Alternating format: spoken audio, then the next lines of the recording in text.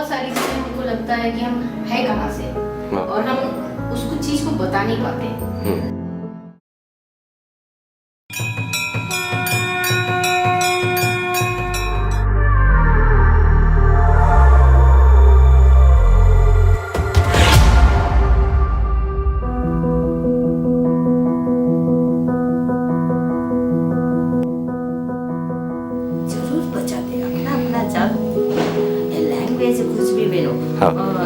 తెలుగు आंध्रा में है आंध्रा लैंग्वेज बोलते, हैदराबाद है हैदराबादी लैंग्वेज कहते, नॉर्थ में है नॉर्थ का लैंग्वेज बोलते, उसमें लैंग्वेजेस अलग अलग है। मतलब जात का तो बचा सकते जरूर। वही उद्देश्य हम हमारे बच्चों को भी ट्रेनिंग देते हैं। जो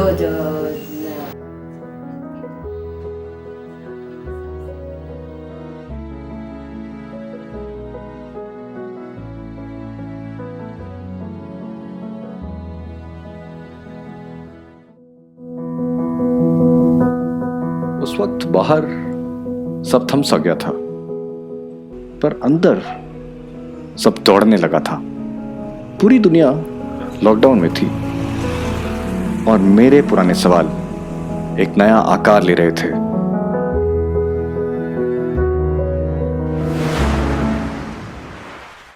नमस्कार, मेरा नाम हरीश है और मुझे बचपन से सवाल पूछना काफी पसंद है।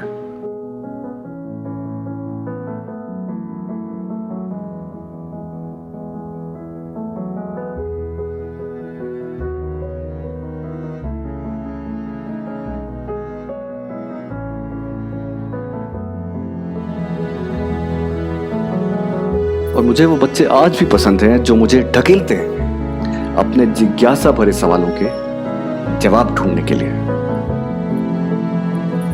बचपन में मुझे ऐसे अजीबोगरीब वैज्ञानिक सवाल आते थे कि जब हम उम्र में बढ़ने लगते हैं तो हम ऊपर क्यों जाने लगते हैं, या फिर जब हम ताली बजाते हैं तो आवाज़ कहाँ से आती है, या फिर कोई ट्रेन जब हमसे तेज चल रही होती है तो वो गायब क्यों होने लगती है। ऐसे ही अजीबोगरीब बचकाने सवालों के बीच इजाद हुआ सबसे अहम वैज्ञानिक सवाल कि मैं कौन हूं।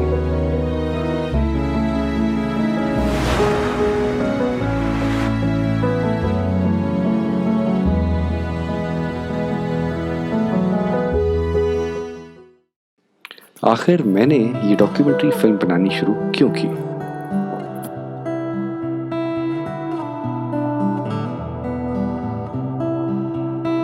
ये डॉक्यूमेंट्री फिल्म बनाने के पीछे 3 अहम कारण थे। पहला कारण, हमारी कम्युनिटी को लेकर मेरे दिमाग में काफी उलझने रही हैं। उनमें से पहला उलझन रहा होगा ये, हम खुद एक इंटरेस्टिंग कम्युनिटी के हैं। इंटरेस्टिंग कैसे? ऐसे, हम थे तो आंध्रा के, जो कि प्रेजेंट डे आंध्र प्रदेश और तेलंगाना बन गया है।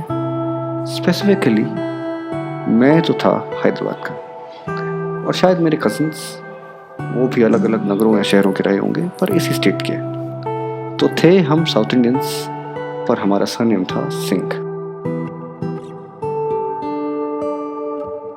अच्छा दुर्गा, तुम लोगों को अभी शादी हो गया। कॉन्ग्रेचुलेशंस। Thank you. पावनी को भी। वैसे सिंह सरनेम के कई और प्रजातियां या लोग होते हैं। अब सिंह तो हैदराबाद के सिख या सरदार भी होते हैं, पर हम वो पक्का नहीं थे।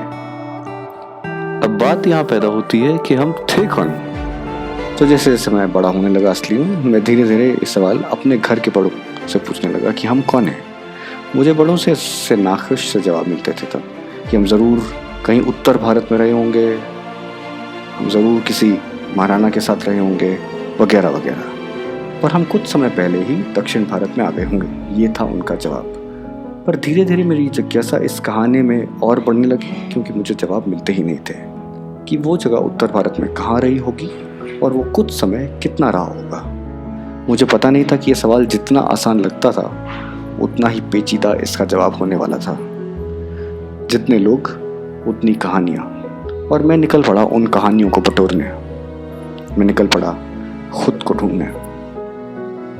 इस पूरी कहानी में ज़रूरी था कि मैं कन्फ्यूजन पहले सॉर्ट आउट करूं। बाकियों की कहानी से पहले मैं चाहता था मेरी कहानी जानना। मेरा बचपन बीता छावनी या कंटोनमेंट एरियाज में। शायद यही वजह रही होगी मेरी अच्छी हिंदी की। तो हमारे पास ज़्यादा विकल्प नहीं बचते थे बात करने के, और हम सिर्फ बात करते थे हमारी हिंदी में। हम पागलों की तरह खेलते थे और हर प्रांत हर गांव के खेल खेले जाते। उस हंसी मजाक में हम भूल ही जाते कि हम कहाँ से हैं, हम कौन हैं, हम क्या हैं। मैं 5 साल की उम्र तक अपनी माँ और आजी यानी कि दादी के साथ सिकंदराबाद में रहता था। मेरे पिता फौज में थे और तब वो बारामूला कश्मीर में पोस्टेड थे। मेरे कुछ दोस्त तेलुगु थे, तो जाहिर सी बात है कि उनकी तेलुगु काफ़ी अच्छी थी और मैं भी तेलुगु बोलने लगा था उनके साथ खेलते खेलते। मैं घर जाता और अपनी माँ से पूछता कि हम घर पर तेलुगु क्यों नहीं बोलते। मेरी तेलुगु शायद ज़्यादा अच्छी होती, ये मान कर मैं उनसे पूछता। तो माँ कहती कि मेरे लिए हम तेलुगु में बात कर सकते हैं, पर वो हमारी भाषा नहीं है। फिर मैं आजी से पूछता कि आसपास के बच्चे अपनी आजी को नायनम्मा कहते हैं, मैं क्यों नहीं। मेरी आजी मुस्कुराती, मुझे बेवकूफ़ कहती और उठकर चली जाती। हमारे लैंग्वेज का पजल अभी भी दिमाग में क्लियर नहीं था, मगर मुझे इसका सही सटीक जवाब दिया मेरे पापा का छोटे भाई, मेरे काका शिवा काका ने। वाले हो गया, अभी नॉर्थ वाले क्या है, अब आएगी मालूम नहीं। मुस्लिम से बात करते तो भी जरा उनका उर्दू अपन का मिक्स हो जाता है। जरा थोड़े बात में अब अपन भात बोलते हैं, उन खाना बोलते हैं, अपन जी बोलते हैं, उन आपा बोलते हैं, अपन भैया बोलते हैं, उन भाई बोलते हैं। अच्छा ऐसा अपन काका बोलते हैं, उन चिच्चा बोलते हैं। ऐसा थोड़ा लैंग्वेज में फर्क है। उनका उर्दू लेफ्ट से सीधा को लिखते हैं, अपन सीधा ही लिखते हैं। काफ़ी वक्त बाद मैं मिलने वाला था फिर से दिल्ली से। मैंने बाकी की स्कूलिंग यहीं से की और फिर ग्रेजुएशन भी दिल्ली से ही किया, bachelors in journalism and mass communication. पर इसी ग्रेजुएशन के दौरान मैंने थिएटर किया। वहाँ मैंने सही मायनों में जाना उर्दू ज़ुबान को, एक ऐसी भाषा जो मुझे बड़ी दिलचस्प लगी। हमारे कोर्स के कारण काफ़ी फिल्म मेकर्स की फिल्में देखने लगा और फिर मैंने देखी एक फिल्म मेकर के काम को। वो थे श्याम बेनेगल। हम सब जानते हैं उन्हें, पर उन्होंने दक्खनी का ऐसा इस्तेमाल किया कि मैं दंग रह गया। 1974 की श्याम बेनेगल की पहली फिल्म अंकुर से लेकर 2009 में उनकी आखिरी फिल्म वेल डन अब्बा तक बेनेगल के किरदार खुलकर हैदराबादी भाषा बोलते दिखे। मुझे इससे और प्रोत्साहन मिला खुद को ढूंढने में। वक्त बीता और जल्द ही मेरा दाखिला हुआ एक ऐसे इंस्टीट्यूट में जिसने मेरे सोचने का नज़रिया बदल दिया। मैं आया दुनिया के बेहतरीन डिज़ाइन स्कूल्स में से एक, एशिया का सबसे अव्वल design college national institute of design Ahmedabad में। मेरा यहाँ masters in design in film and video communication के कोर्स में दाखिला हुआ। बिल्कुल नई जगह और एक शानदार कैंपस। NID एक ऐसी जगह थी जिसने मुझे हमेशा ढकेला सवाल पूछने के लिए, जिसने मुझे हमेशा सराहा कि मैं खुद से सवाल पूछूं। यहाँ मेरे एक प्रोफेसर एक कोर्स लेते थे स्क्रिप्ट राइटिंग। स्क्रिप्ट राइटिंग में हमें एक असाइनमेंट मिला, हु एम आई। हमें इस असाइनमेंट में अपनी कहानी लिखनी होती थी सिर्फ 1000 शब्दों में। मैंने तब जाना कि मैं बाकियों को कितना भी झूठ बोलूं, पर मैं खुद को झूठ नहीं बोल सकता। मैं पूरा दिन सोचता रहा। शाम को अपने कमरे में गया और लिख डाला।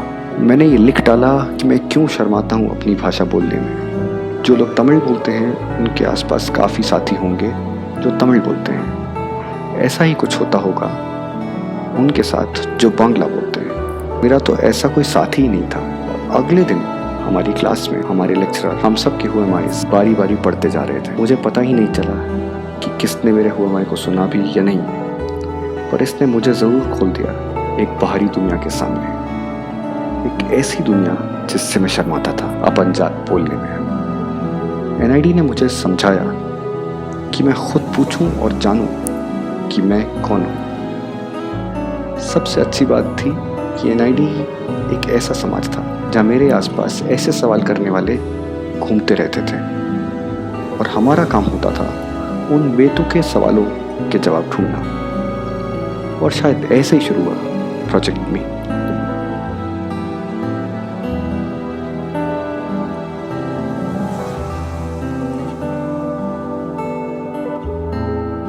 मुझे मेरी एक कज़न मिली जिसने जाने अनजाने में ये बोली कंजर्व करने में मेरी काफ़ी मदद की। दिव्या उर्फ चुनमुन।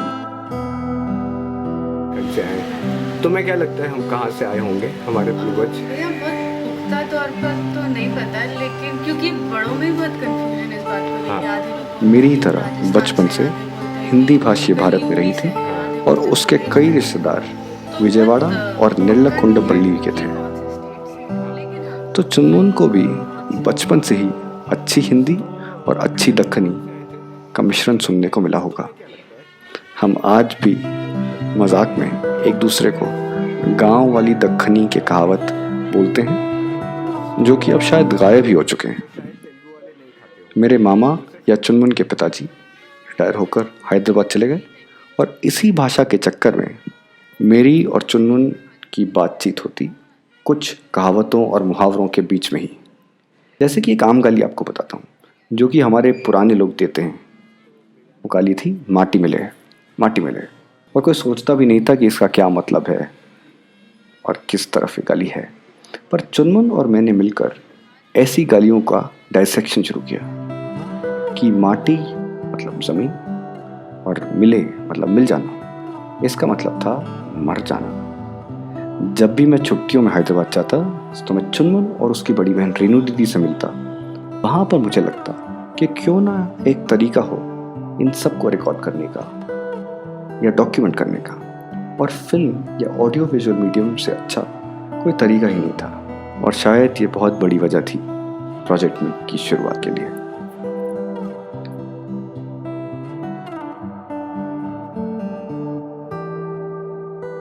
अपने बड़ों से टूटी फूटी कहानियां सुनने के बाद मैंने पढ़ना शुरू किया गूगल पर। मुझे पता चला एक किताब के बारे में, castes and tribes of southern India.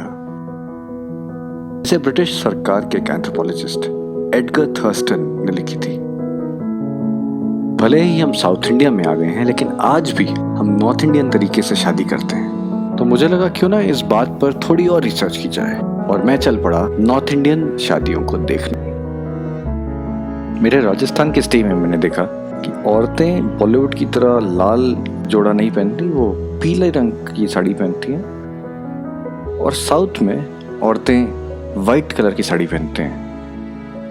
मगर हम अभी भी अपनी शादियों में ये ट्रेंड देखते हैं कि राजस्थानियों की तरह हमारी शादियों में दुल्हन आज भी पीली साड़ी पहनती है और दूल्हा भी पीले कपड़ों में पेश आता है। दूल्हे के कॉस्ट्यूम को हम आज भी नीमा जामा कहते हैं। जी हाँ, नीमा जामा।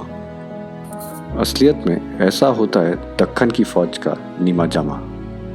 मैं इसी फिल्म के लिए सवाल जवाब कर रहा था और मुझे ये बात धीरे धीरे पता चली कि हमारी कम्युनिटी को बुंदेली राजपूत कहा जाता है। जी हाँ, बुंदेली राजपूत।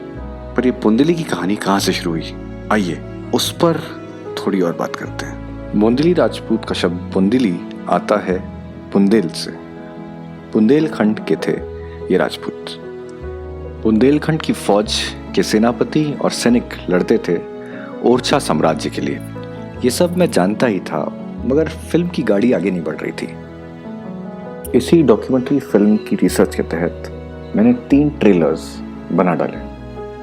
आइए देखते हैं उन तीनों ट्रेलर्स को।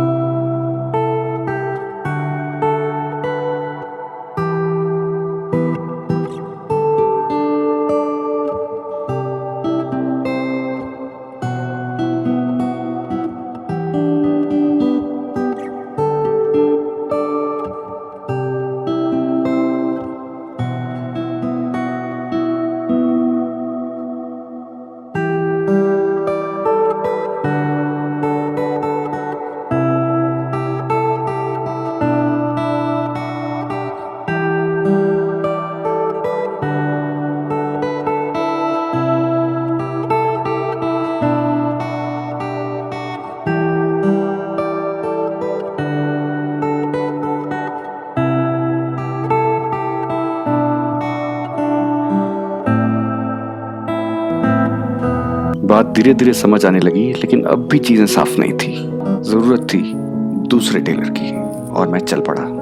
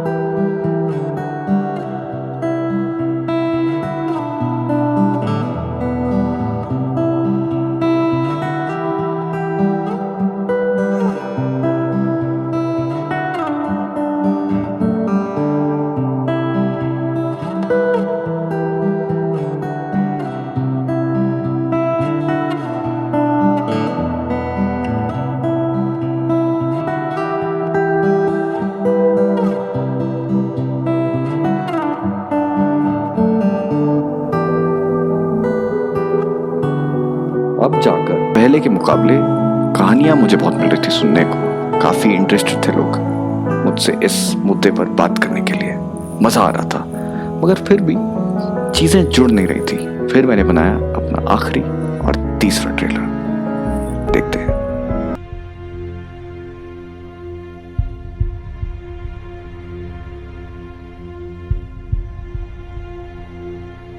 हाँ, तो Dinesh ji, welcome. Yes, thank you. So, I just wanted to ask, would you like to tell our audience where are you from? Well, I'm from Bangalore, born and brought up there. Right. Hi Rajiv. Hi. So, कहाँ से हो? मैं मछलीपट्टनम से। मेरा नाम दोनाहर ठाकुर रेवंत राजीव। दोनाहर ठाकुर रेवंत राजीव सिंह। तो बहुत ही north Indian नाम है नहीं? तो तुमको लगता नहीं कि तुम तेलुगु बोलते हो और आंध्रा के हो, मछलीपट्टनम के हो, मगर इतना नॉर्थ इंडियन नाम है? तो ये क्वेश्चंस कभी आए, पूछे किसी से, या तुमको लगता है कि नहीं पूछे? English, Hindi, Kannada, and bits and pieces Telugu and Tamil as well. Okay. And which is the closest language to you? मतलब घर पर हिंदी मतलब this Hindi is not normal Hindi जो हम बॉलीवुड में सुनते हैं, या No, फिर not at all. अच्छा, तो आप इस हिंदी के बारे में हमें बताओ। हाँ, So, otherwise, I'm really proud to be a Rajput. Right. The kind of legacy and the heritage Right. that we can. right. And when it becomes a little too embarrassing, हाँ. and people ask like which part of Rajasthan are you from, हाँ, and they keep inquiring more about कहाँ से हाँ, which place and what is your goal. true, And all those things. that becomes a little too delicate for us to handle. हाँ, So, I mean, I might just go about telling them that my forefather. और may be Maharana Pratap was one of us. Yeah.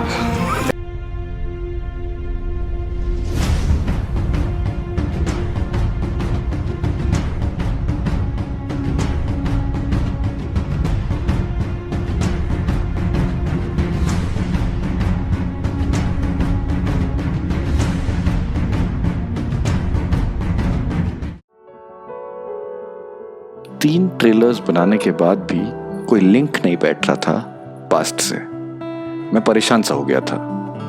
इन सब के बीच मैं गया राजस्थान काम करने। वहाँ इत्तेफाक से मेरी मुलाकात हुई हिस्ट्री के एक प्रोफेसर से। मैं उस लेडी प्रोफेसर के घर था और वो उस दिन बैठे बैठे सब्जी काट रही थी। अचानक से बातचीत में उन्होंने सब्जी मुझे दिखाई और उन्होंने सूंघा। तो उन्होंने बोला कि देखो पक्का है, देखा अच्छा है हरीश। तो मैंने भी सूंघा कि हाँ मैम अच्छा है, बढ़िया है। तो फिर मैंने बोला कि मैम ये कौन सा फल है या कौन सी सब्ज़ी? तो उन्होंने कहा कि इसे हम यहाँ पर एक मारवाड़ी नाम लिया उन्होंने, इसे हम यहाँ पर कांकड़िया कहते हैं। कांकड़िया सुनते ही मेरे कान झट से खड़े हो गए, क्योंकि हम दक्खनी में एक और सब्ज़ी हैदराबाद या आंध्रा में बनाते हैं जैसे हम कहते हैं कंकड़ी, और उसकी खुशबू बिल्कुल वैसे ही होती है जैसे उस सब्ज़ी की थी। तो मैंने बोला कि मैम ये तो हमारी एक सब्ज़ी है जिसे हम कंकड़ी कहते हैं, लेकिन सिर्फ हमारी कम्युनिटी इसे कंकड़ी कहती है, क्योंकि इसका तेलुगु में नाम है दोसकाई। तो फिर मैंने उन्हें पूरी कहानी बताई। तब फिर उन्होंने कहा कि तो तुम और रिसर्च करो और ये डॉक्यूमेंट्री फिल्म बनाओ, हम भी जानना चाहेंगे इस दिलचस्प कम्युनिटी के बारे में। वक्त आ गया था कि मैं अपने पुराने सारे टूटे हुए लिंक्स को जोड़ूं और ये फिल्म ख़त्म करूं। ये बनी एक और वजह और सबसे तगड़ी वजह प्रोजेक्ट मी बनाने की। साल था 1500 से 1600 के बीच का। मुगल सल्तनत हिंदू साम्राज्यों पर भारी पड़ रहा था। वो इसलिए कि हिंदू साम्राज्यों में बिल्कुल भी एकता नहीं थी। शायद एकता की इसी कमी की वजह से आगे चलकर अंग्रेज़ों ने भी उन पर राज किया। हमारे इतिहास में 2 जाबाज बुंदेला वॉरियर्स का नाम आता है। उनमें से एक थे महाराजा छत्रसाल और दूसरी थी झांसी की रानी लक्ष्मीबाई। मगर ये बुंदेला थे, बुंदेली नहीं। बुंदेली बुंदेला का ही एक बिगड़ा हुआ दक्षिण भारतीय रूप है। ये किस्सा है बुंदेली राजा वीर सिंहदेव के राज के वक्त का। बुंदेली सेनापति और सैनिक हमेशा विद्रोह करते रहे मुगलों का अपनी आज़ादी के लिए। कहा जाता है कुछ हमलों के बाद जहांगीर ने वीर सिंहदेव के साम्राज्य पर कब्जा बनाया और उनके साथ एक संधि रखी। संधि के हिसाब से जहांगीर अपने साथ 3000 बुंदेला सैनिक दक्षिण भारत ले गए। यहाँ से पैदा हुए बुंदेली राजपूत। माना जाता है कि ये 3000 सैनिक जाबाजी से मुगल सरकार के लिए लड़ते रहे। कुछ सेनापति अपने होनहार तरीके से दक्षिण के राज्यों के सेनापति या राजा भी नियुक्त हो गए। उदाहरण के लिए मद्रास के राजा तेज सिंह जिंजी के राजा भी बन गए और वहीं राजा भीम सिंह करनूल और रायलसीमा प्रांत के राजा नियुक्त किए गए। जब बुंदेली राजपूत इस रीजन में आए होंगे तो उन्हें सबसे बड़ी दिक्कत हुई होगी भाषा की, और उन्होंने दक्खनी या हैदराबादी भाषा को अपनी भाषा चुना। जब बुंदेली उत्तर से दक्षिण आए होंगे तो उन्हें एक और बड़ी समस्या का सामना करना पड़ा होगा। दक्षिण भारत में लोग अपने नाम से पहले अपने परिवार का नाम जोड़ते थे। ये बुंदेलियों के लिए नया रहा होगा। उन्होंने इसी के जवाब में अपने नाम के आगे अपनी नई पहचान जोड़ना शुरू किया। इसी कारण उनके नाम के आगे राजपूत, दुनहर ठाकुर या क्षत्रिय या कुछ नहीं तो बुंदेली जोड़ना शुरू किया।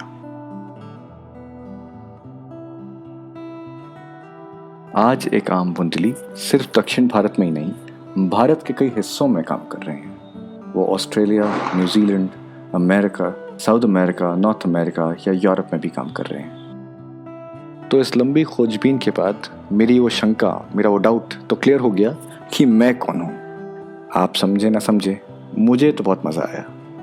भाषा को बचाएं, कोई और बचाए ना बचाए, मैं तो बचाऊंगा। मैं तो अपन जात में अच्छा बात करता हूँ। सो दिस इज के हरीश सिंह साइनिंग ऑफ। मिलते हैं अगले हफ्ते एक नए एपिसोड के साथ, एक नई खोज के साथ। नमस्ते नमस्ते नमस्ते। लड्डू पेड़े हमेशा यहाँ सस्ते सस्ते सस्ते।